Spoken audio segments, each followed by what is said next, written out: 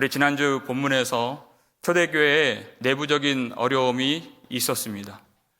그런데 그 내부적인 그 어려움을 하나님께서 주신 지혜와 성령으로 극복하고 나서는 말씀이 더 점점 왕성하여 예루살렘에 믿는 제자의 수가 심히 많아지고 허다한 제사장의 무리도 이 도에 복종하니라의 역사가 나타난 것입니다.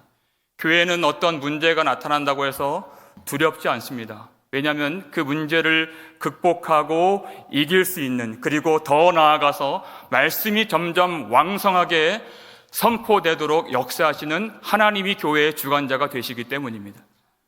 초대교회는 항상 문제를 만나든 하나님의 도우심을 만나든 항상 말씀 앞에 진력하고 복음을 전할 수 있는 그런 놀라운 은혜의 교회였습니다.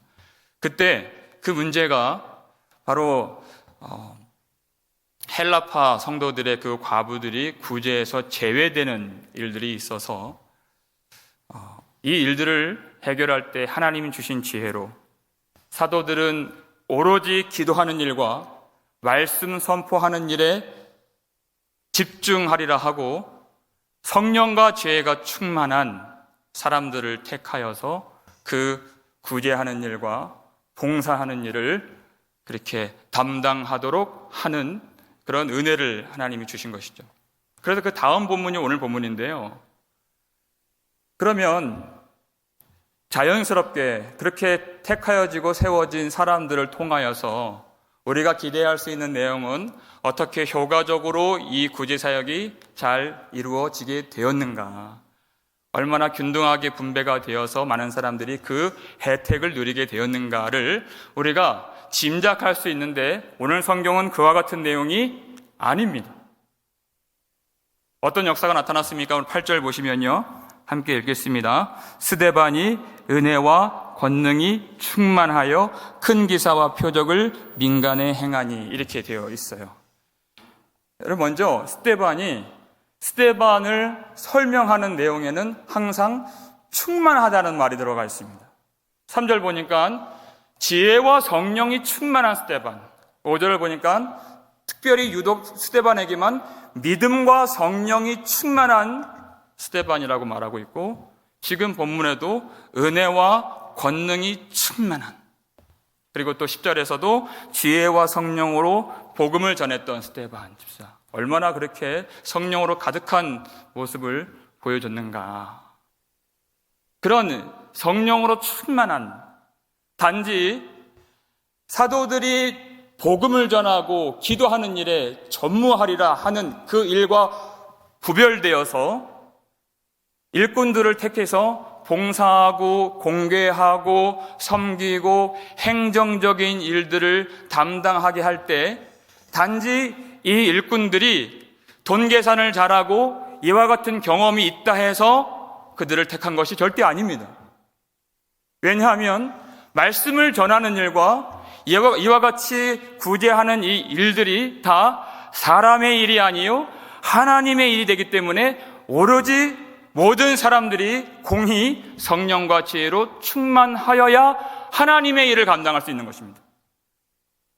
사람을 나타내는 일이 아니라 오로지 하나님의 영광을 위한 일이기 때문에 어떤 직분이든지 어떤 모양의 사역이든지 그는 반드시 성령으로 충만해야 했던 것입니다.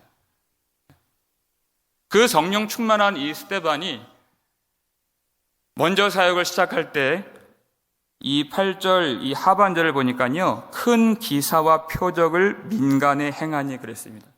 여러분, 이 성경 기자 누가가 우리에게 의도적으로 굳이 이것을 쓴 이유를 우리는 잘 생각해 보아야 합니다. 표적과 큰 기사와 표적을 행했다는 이 말이 원래는 누구에게 해당되는 사역이었습니까? 먼저 여러분 5장 13절을 한번 보실까요? 5장 12절이죠. 5장 12절을 보시면 누굽니까? 사도들의 손을 통하여 민간의 표적과 기사가 많이 일어나매 믿는 사람이 다 마음을 같이하여 솔로몬 행각에 모이고, 이렇게 되어 있어요. 원래 이 일은 사도들이 행했던 일이라고 말씀하고 있는 것입니다. 그런데 사도들이 이렇게 행했던 것도 추적해 보면은 베드로와 요한이 성전 미문에서 구걸하고 나면서부터 걷지 못했던 자를 고쳤을 때 그때 그 공회 앞에 끌려가서 옥에 갇히고 위협을 당했던 사건이 4장에 나오는데요. 그때 간신히 풀려나게 되어서 성도들에게 그 이야기를 하고 나서 하나님 앞에 소리를 지르면서 기도하는 장면이 나옵니다. 빌기를 다음에 모인 곳이 진동하더니 그때 그 기도가 그 내용이었어요. 근데 그 기도의 마지막 내용이 사도행전 4장 30절 내용이에요. 한번 보시면요. 손을 내밀어, 기도의 내용이에요. 손을 내밀어 병을 낫게 하시옵고 표적과 기사가 거룩한 종 예수의 이름으로 이루어지게 하옵소서 하더라 그랬어요. 그리고 나서 5장 12절에서 사도들이 그 기적과 표적을 나타낼 수 있었던 것입니다. 성령이 충만하게 임하였던 그 사도들의 복음 증거와 이 표적과 기사와 동일하게 성령과 지혜로 충만하게 세워진 그 일꾼들, 그 중에서 유독 스데반에게 사도들에게 주셨던 그 성령의 권능과 그 표적과 복음을 고스란히 스데반에게 주셨다는 그 얘기를 누가가 우리에게 가르쳐주고 있는 것입니다. 원래 사도들에게 주셨던 그 표적과 기사도 원래 그들의 것이 아니었고 복음서에서 나타났던 예수 그리스도께서 진리를 전하셨을 때 행하셨던 그 일이 사도들에게 성령을 통하여서 충만함을 받고 나타났다는 것을 성경 기자가 우리에게 가르쳐주는 것입니다. 그 일이 무엇이냐? 성령의 충만함의 역사가 어떻게 이어지고 교회가 세워지게 되었는가예요. 그런데 자칫 이 말씀을 제대로 잘 이해하지 못하면 그것은 참 교회를 시험에 빠뜨리고 미혹하게 하는 것을 우리는 반드시 짚고 넘어가야 됩니다. 그들이 기도했던 것도 그것이 바로 예수 그리스도의 진리의 복음을 그들이 믿을 수 있는 그 목적으로 그 표적과 기사가 이루어지기를 원했던 것입니다. 그리고 하나님은 그 외에 그 길 외에는 이것을 주신 일이 없습니다. 그런데 이 시대에 이 악한 자가 나타나는 이 시대에 그 오로지 예수 그리스도의 그 진리를 회방하고 성령을 거스르는 이 시대가 그 진리를 알지 못하고 악한 자들이 나타나서 거짓된 표적, 거짓된 기적들을 행하면서 유사 기독교적인 행위로서 성도들을 미혹하고 멸망에 빠뜨리는 일들이 아주 많이 일어나고 있음을 성경이 가르쳐주고 현실로서 우리가 목도하는 바입니다. 여러분, 표적과 기적은 굉장히 기독교적이지만 그것은 굉장히 또 적그리스도적인 것입니다. 데살로니가 후서 2장 9절 10절을 한번 보시면요, 그와 같은 내용이 나옵니다. 우리 함께 읽겠습니다. 악한 자의 나타남은 사탄의 활동을 따라 모든 능력과 표적과 거짓 기적과 불의의 모든 속임으로 멸망하는 자들에게 있으리니 이는 그들이 진리의 사랑을 받지 아니하여 구원함을 받지 못함이라 그랬습니다. 9절 한번 다시 한번 보여주세요. 악한 자가 나타났습니다. 그런데 사탄의 활동, 사탄의 힘으로 뭐가 나타났습니까? 능력과 표적과 거짓 기적이 나타났습니다. 여러분, 그 능력과 표적만 보고서는 이것이 어디에서 나타난지 모릅니다, 여러분. 근데 그것이 무엇을 겨냥하고 있는가? 그것이 무엇을 이루고자 하는가? 그것이 어떤 반석 위에 세워져 있는가를 우리가 봐야지 그것이 성령으로부터 난 것인지 사탄의 활동으로 난 것인지를 알 수 있는 것이에요. 사람들은 보는 바, 보이는 것만 주목하기 때문에 그것을 볼 능력이 없습니다. 분별할 수가 없다는 것이에요. 사탄의 활동으로도 이런 능력이 나타나는데 그들의 결국은 그 불의의 모든 속임으로 말미암아 멸망에 빠지게 되는 것입니다. 그런데 구원받는 사람들은 어떤 사랑을 받았습니까? 그저 사랑을 받고 구원을 받았다라고 그렇게 뭉뚱그려서 말씀하시지 않고 여러분, 이 사랑은 진리의 사랑이에요. 진리의 사랑. 여러분, 세상에 기적이 없습니까? 세상에 사랑이 없습니까? 세상에 구제와 돌봄이 없습니까? 이단의 사랑이 없습니까? 그렇지 않습니다. 다 있어요. 한 가지만 없습니다. 진리가 없다는 것입니다. 이 진리는 예수 그리스도 반석 위에 세워진 교회에만 있는 줄 믿으시기 바랍니다. 교회에만 있습니다. 이 진리는. 그래서 이 표적과 기사가 무엇을 향하고 어디를 겨냥하고 있는가? 여러분, 그런 능력이 나타난다면 사람들의 마음을 훔치고 많은 부귀와 영화를 누릴 수 있고 어떤 권위나 영화를, 어떤 명예를, 어떤 그런 높임 받음과 존경을 다 얻을 수 있습니다. 그런데 여러분, 스데반이 그렇게 사도들이 행했던 그 기적과 표적과 기사를 행하고 나서 어디로 가고 있습니까? 사람들에게 공격을 받고 공의 앞에 그가 기소가 되고 고발을 당하고 그리고 사형 선고를 받는 내용까지, 사람의 어떤 유익을 취하는 대로 가지 않고 오로지 예수 그리스도를 전하는 목적으로만 그것을 사용하여서 예수 그리스도가 가신 십자가의 길을 가는 것을 고스란히 보여주고 있는 것입니다. 기적이 나타난다고요? 교회가 아닙니다. 표적이 나타난다고 그것이 기독교가 아닙니다. 그것이 무엇을 겨냥하고 어디를 향하게 만드는가, 그것을 보지 않으면 많은 사람들이 멸망에 빠지는 것입니다. 기독교의 본질은 표적과 기사가 나타나는 그것에 있는 것이 아니라 오직 예수 그리스도의 그 이름을 믿는 그것에 있는 것입니다. 그 믿음의 진실함, 그 예수 그리스도를 그 믿는 믿음을 성령이 부어주시는 그 교회가 되면 여러분 다 괜찮은 겁니다. 여러분, 표적이 있어도 괜찮고 없어도 괜찮은 겁니다. 이미 성취가 되었기 때문에 그렇습니다. 사람들은 그것을 볼 수 없죠. 근데 성령께서 지혜와 계시의 영을 부어주시고 영광의 영을 내려주셔서 그것을 기름 부으심으로 깨닫게 해주시는 줄 믿으시길 바랍니다.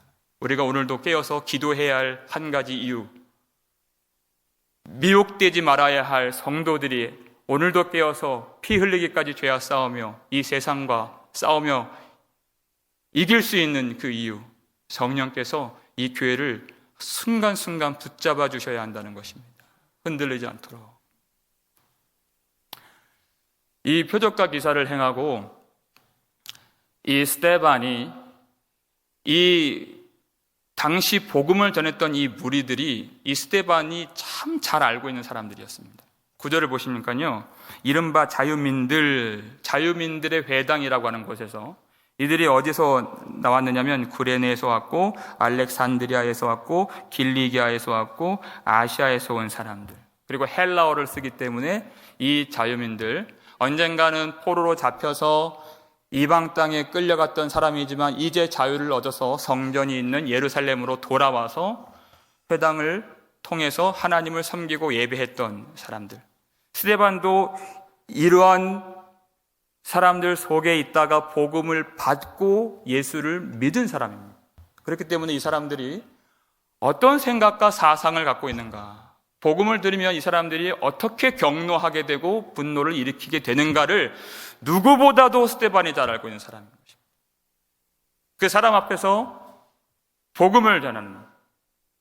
근데 논쟁이 일어났습니다. 10절 보니까요, 스데반이 지혜와 성령으로 말함을 그들이 능히 당하지 못하여 그랬어요. 이것도 의도적으로 사도행전 4장 13절에 나오는 베드로와 요한이 그들 앞에서 다른 이름으로는 구원을 받을 수 없다고 담대하게 공의 앞에 선포했을 때 그들이 놀랬죠. 그들을 학문 없는 범인인 줄 알았다가 기이 여겼다 그랬어요. 왜냐하면 그들에게 성령이 충만하게 임했기 때문에 그들은 두려워하지도 않았고 모든 성령이 주신 지혜와 구변으로 담대하게 그들을 대항하며 복음을 전할 수 있었기 때문에 그렇습니다. 그와 같은 모습이 스데반에게 고스란히 나타나게 된 거예요. 어떤 말로도 스데반을 이길 수 없었습니다. 감당하지 못했습니다. 스데반은 빠짐없이 1.1획도 빠짐없이 모든 구약의 말씀을 통하여서 그 모든 구약에서 계시하신 모든 말씀들이 구주 예수 그리스도를 나타낸다는 것을 그가 알았기 때문에 아무도 그를 당해낼 재간이 없었어요. 그렇게 모든 논쟁이 탁 막혀버렸을 때 빈틈없이 논리적으로 그리고 지혜와 구변으로 복음을 전했을 때 여러분 어떻게 하면 맞을까요? 그들이 그 복음 앞에 굴복하고 머리를 숙이고 무릎을 꿇고 복음을 믿으면 참 좋겠는데 여러분 11절 보세요. 사람들을 매수하여 말하게 하되 그들은 믿었습니까? 안 믿었습니까? 안 믿었다는 거예요. 여러분 스데반은 어떤 사람이었죠? 그야말로 충만한 사람, 지혜와 성령으로 충만하고 믿음과 성령으로 충만하고 그 충만한 사람의 그 복음 증거함을 그들이 믿지 않았다는 것입니다. 여러분 우리가 전도 대상자가 있고 어떨 때 복음을 전할 때가 있는데 여러분 그 사람의 반응이 우리의 성령 충만함과 상관없는 것입니다. 그것으로 나를 평가하는 것도 굉장히 교만한 일이에요. 물론 저 같은 사람이 가장 조심해야 할 일일 수 있겠죠. 매일마다 설교를 하는데 오늘 좀 많이 안 나온 것 같은 새벽 예배가 있다면 내가 어저께 설교가 좀 약했나? 그런 생각이 들 수 있는데 오늘 스데반의 말씀을 준비하면서 그게 아니었구나. 성령 충만한 스데반의 말씀을 듣고서도 그들이 시기가 일어나고 분노하고 대적하고 끝까지 그 복음에 복종하지 않는구나. 여러분 복음을 선포한다는 것은 복음을 믿어 구원받는 측면만이 아니라 두 번째 측면도 있습니다. 복음을 선포함으로써 하나님의 저주와 심판을 선언하는 것이에요. 믿는 자들은 구원을 받는 것이고 믿지 않고 굴복하지 않는 자들에게는 하나님의 저주가 선언되는 그 현장이 복음 증거의 현장인 것입니다. 그래서 항상 우리는 전하는 자나 받는 자나 두렵고 떨림으로 주의 말씀을 받고 전하고 주님을 의지하고 기도할 수 있어야 하는 것입니다. 그런데 그들은 믿음으로 나오지 않았다는 것입니다. 그것이 그들의 멸망의 빈거요 멸망의 증거가 된다고 빌립보서에서 얘기하고 있는 것이죠. 그랬을 때 그들이 그저 이 논쟁이 안 되는구나, 내가 오늘 졌구나 하고 돌아가질 않고 사람들을 매수했다 그랬어요. 여러분 믿음으로 나오지 않는 사람이 얼마나 패역하고 끝간데 없이 그렇게 하나님 앞에 불순종으로 나아가는가를 이 대목에서 볼 수 있습니다. 매수했다는 건 돈으로 샀다는 얘기죠. 사람들을 사서 거짓 증언을 하게 만드는 것입니다. 그 내용이 뭐냐면 이 사람이 모세와 하나님을 모독하는 말을 하는 것을 우리가 들었노라 하고 그랬어요.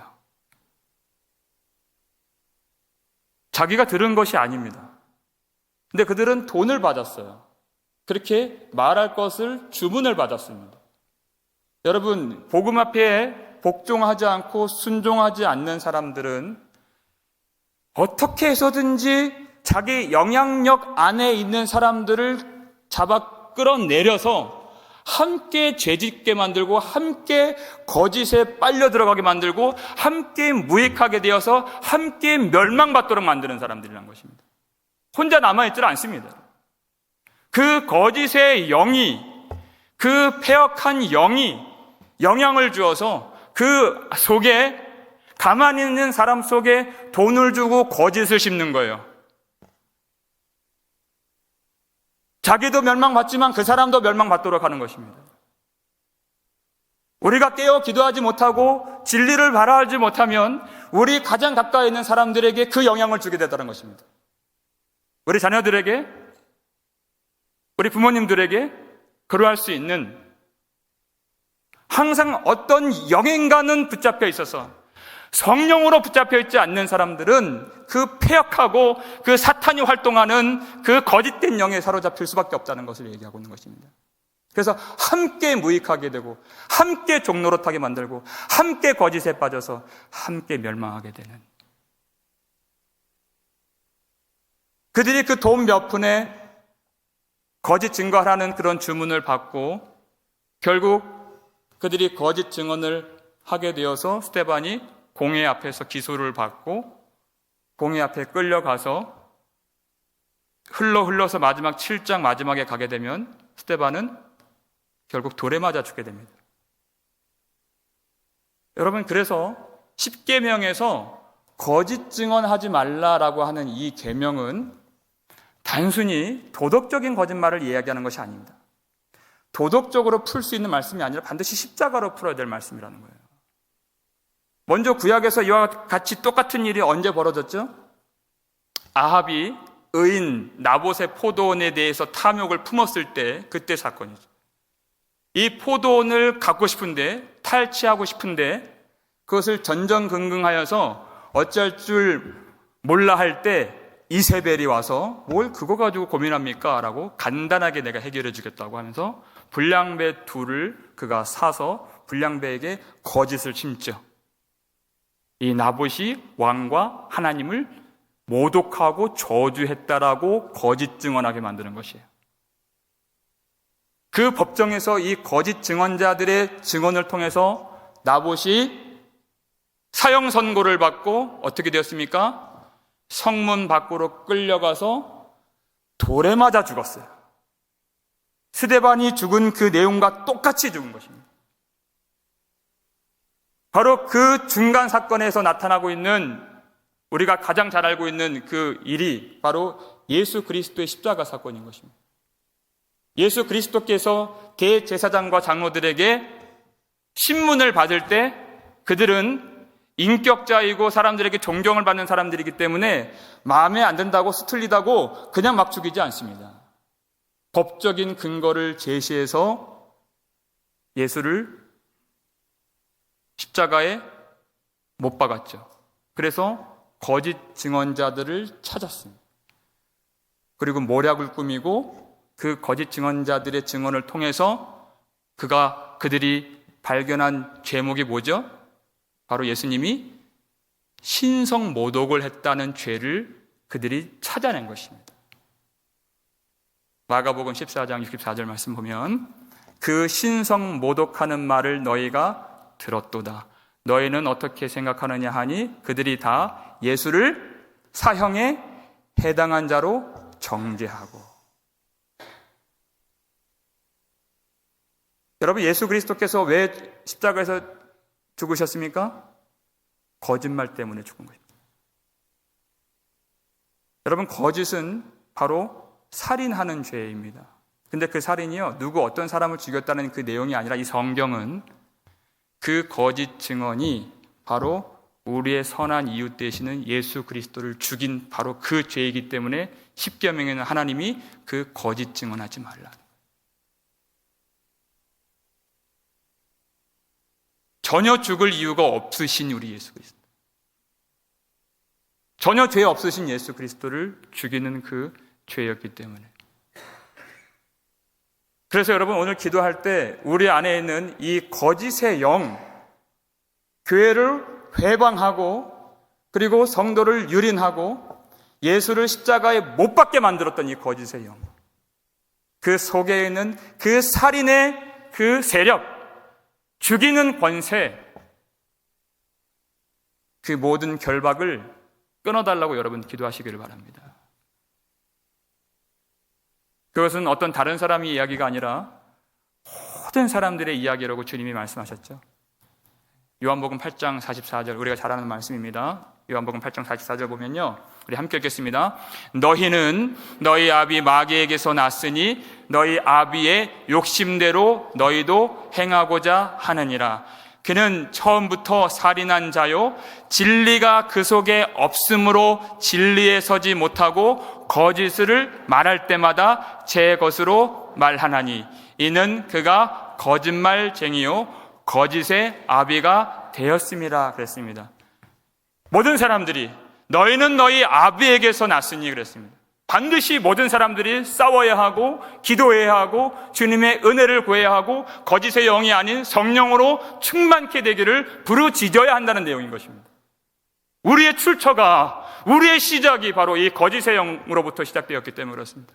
항상 미혹되고 하나님의 것보다 사람의 것이 더 가까이 느껴지고 실체로 다가오는, 그렇게 돈으로 매수될 수 있고 그 세상에 굴복할 수 있는, 근데 그 거짓의 힘이 바로 그는 처음부터 살인한 자요 그랬습니다. 예수님을 십자가에 못 박는 그 거짓이 예수님 육신으로 계실 때는 예수님을 십자가에 못 박았던 힘이 바로 거짓이었고, 예수님이 부활하신 다음에 성령으로 오셨을 때에는 끊임없이 진리를 대적하고 성령을 회방하고 진리를 가로막는 불의의 영이 바로 거짓의 영이라는 것입니다. 오늘 우리가 기도하면서 부르짖어야 할 그 내용 중에 하나가 바로 이 거짓의 영, 교회를 침륜에 빠뜨리고 멸망에 빠뜨리고 교회를 어지럽히는 이 사탄과 거짓과 이 더러운 영에서 하나님 우리를 정결케 해 주옵소서. 모든 사람이 이 안에 포함되었고 거기로부터 나왔기 때문에, 그렇기 때문에 진리가 선포되면 참 교회가 어려워진다고 주님이 말씀하셨어요. 진리는요, 진리이기 때문에 믿는 것이 아닙니다. 바로 다음 말씀 8장 45절을 보시면요, 예수님 말씀이 함께 하겠습니다. 내가 진리를 말함으로 너희가 나를 믿지 아니하는도다 하셨어요. 얼마나 사람의 마음들이 거짓에 가깝고 거짓이 쉽고 거짓이 익숙하고 거짓의 편안함을 느끼는 마음인지요. 진리가 오면 믿질 않습니다. 진리는 불편합니다. 진리가 선포되면 귀를 막고 싶을 때가 많이 있습니다. 진리가 아니면 하나님께로 갈 방법이 없고 길이 없는데 예수 그리스도의 그 진리를 사람들이 좋아하지 않습니다.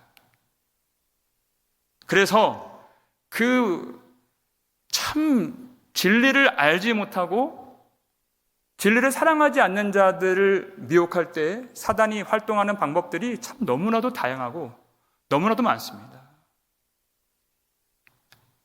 그저 예수 잘 믿고 교회 다니면 세상에 어떤 것을, 어떤 유익을, 어떤 재물을, 어떤 성공을 줄 것처럼 그렇게 매수당하게 하는 그 모든 기복신앙과 어떤 초자연적인 그런 일들이 나타남으로 인하여서 사람들의 마음을 미혹하고 뺏는 그런 거짓 표적과 거짓 기적과 그런 능력으로 말미암아 사람들의 영혼을 빼앗고 진리를 보지 못하게 하는, 여러분 참으로 기도해야 됩니다. 우리는 진정으로 부르짖고 주님 우리를 정말 권하여 주시고 우리를 사랑해 주실 때 진리의 사랑으로 우리를 덮어달라고, 진리를 따르는 하나님의 백성 되게 해달라고. 여러분이 신앙생활 하는 것이 그저 유람선을 타고 뱃놀이 하듯이 그런 차원으로 예수님 말씀하신 적이 없습니다. 사력을 다해서 오늘 한날 우리에게 호흡을 주신 이 날에 이 영적인 전쟁 앞에서 우리가 할 수 없음을 깨닫고 주의 성령을 구하면서 하나님 우리 귀한 교회를 굽어 살펴 주시옵소서. 여러분 우리가 다른 어떤 교회랑 뭐가 다르다고 그렇게 우리가 높은 자리에서 안주할 수 있고 아니란 마음 가질 수 있습니까? 하나님이 붙잡아 주신다고 우리는 믿고 있습니다.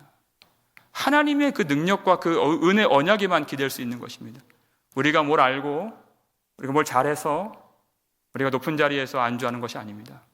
오늘도 끊임없이 주님의 은혜를 구하면서 기도할 수 있는 그런 밤이 된다면 성령께서 주신 은혜인 줄 믿으시길 바랍니다. 그 기도 자체도 우리의 힘으로 할 수 있는 것이 아닙니다. 사단은 우리 마음을 끊임없이 안일하게 만들고 안주하게 만들고 나른하게 만들고 그렇게 이 예배 가운데서도 하나님을 두려워하는 마음 없도록 하는 이 시대를 우리가 살고 있습니다. 그런데 스데반이 결국 그 진실한 예수 그리스도의 그 복음을 전하고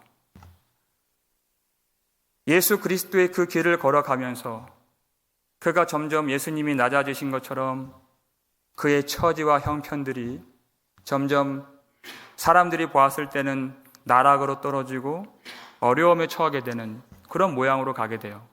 그 거짓 증언자들이 14절 보니까요, 그의 말에 이 나사렛 예수가 이곳을 헐고, 이곳은 바로 13절에 나오는 거룩한 곳 성전을 말하는 것이죠.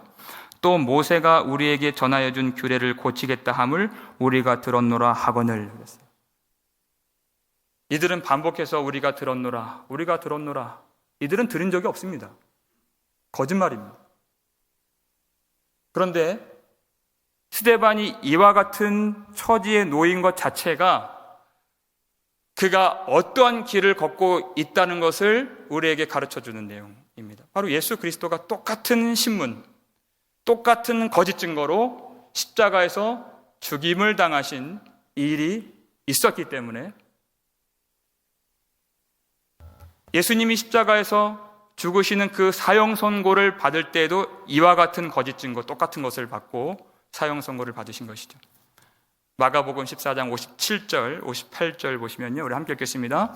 어떤 사람들이 일어나 예수를 쳐서 거짓 증언하여 이르되 우리가 그의 말을 들으니 손으로 지은 이 성전을 내가 헐고 손으로 짓지 아니한 다른 성전을 사흘 동안 지으리라 하더라 하되 그랬어요.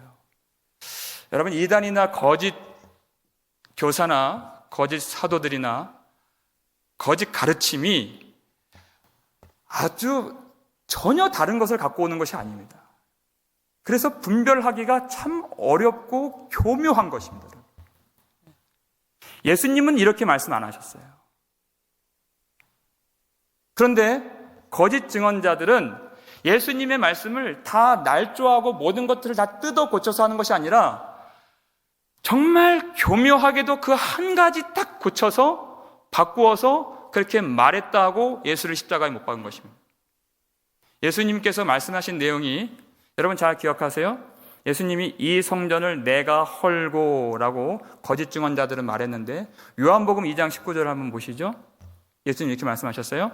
예수께서 대답하여 이르시되 너희가 이 성전을 헐라. 내가 사흘 동안 일으키리라. 여러분, 성전은 유대인들에게 정말 그야말로 절대적인 것이었죠. 신앙적으로도 절대적이었지만 그들의 모든 경제와 산업도 다 성전에 다 달라붙어서 성전이 아니면 먹고 살 수도 없는 그 모든 정치, 경제, 사회, 문화 모든 것들이 다 성전 중심의 사회가 바로 이스라엘 공동체였습니다. 그런데 그 성전을 헐라 이렇게 너희가 헐라 예수님 말씀하셨죠. 참 충격적인 말씀인데 그것을 너희가 헐라고 하는 그 주체를 그 2인칭을 1인칭으로 고쳐서 예수님이 그렇게 말했다고 거짓으로 증언한 것입니다. 딱 한 가지 고쳐서. 여러분, 그 한 단어 그 고쳤다고 해서 그 내용이 바뀌는 그것보다도 예수님께서 이렇게 요한복음 2장 19절에서 말씀하신 그 진리의 말씀, 마치 성전을 헐어버려라, 성전을 없애버려라 하는 것이 참 그들이 생명처럼 여겼던 그들의 모든 종교와 역사와 하나님에 대한 신앙과 그들의 모든 인격과 존재를 다 부정하는 것으로 느낄 수 있는 말씀으로 느껴질 수 있습니다. 다가올 수 있습니다. 근데 여러분, 왜 예수님이 이렇게 말씀하셨죠?